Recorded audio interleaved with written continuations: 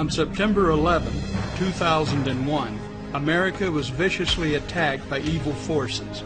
2,974 people lost their lives that day, placing 9/11 on the calendar as another date that will live forever in infamy. Americans were shocked, devastated, and outraged by the deaths of those innocent individuals. Yet on that same day, approximately 2,500 additional Americans died of cardiovascular disease. The next day, another 2,500 people died. And again on Thursday, and Friday, and Saturday, and the entire following week.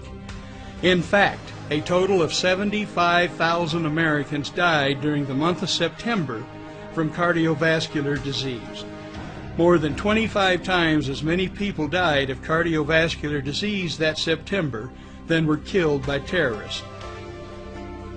Cardiovascular disease is the #1 cause of death in America.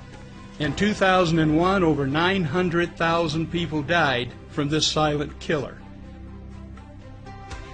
That number is more than all the American soldiers killed in battle during all the American wars combined. An aggregate 44 years of fighting over the course of more than 2 centuries has resulted in 653,406 combat deaths. Think of it.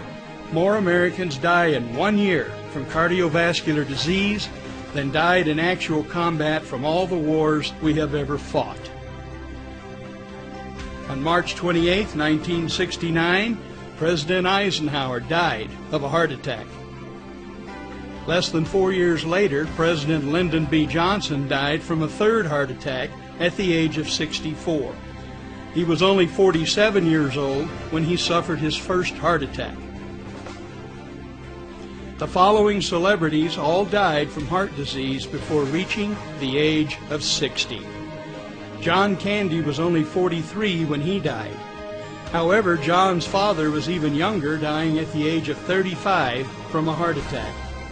At the age of 38, Peter Sellers suffered a series of heart attacks which permanently damaged his heart. A final heart attack killed Inspector Clouseau at the age of 54. Henry Fonda was 77 when he died from heart disease. However, he lived longer than everyone else pictured here. In June 2008, Tim Russert collapsed suddenly and died while preparing for the television show Meet the Press. An autopsy revealed that ruptured cholesterol plaque blocked off a main artery leading to the fatal heart attack. It's frightening to think that even though Tim Russert had access to the finest medical care in America and had recently passed a stress EKG evaluation and also was under the supervision of a cardiologist taking medication for cholesterol and blood pressure, he died at the age of 58 from his first and final heart attack. That same month, George Carlin died from heart failure. We just showed photos of 28 famous people who died of heart disease, 27 men and 1 woman. However, the last thing we want to do is add to the myth that heart disease affects mostly men. Heart disease is the #1 cause of death for both men and women. In fact, more women die of heart disease in the United States each year than men.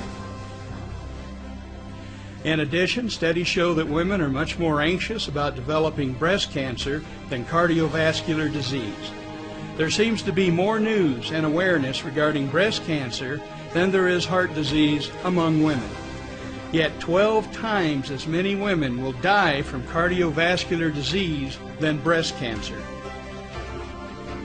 It is hard to find someone who does not have a connection to cardiovascular disease. Who do you know that could be next? Which of your loved ones or friends needs an answer to this silent killer before it is too late? Part 2 presents an answer so powerful as to be a direct threat to the status quo of the multi-billion-dollar pharmaceutical industry.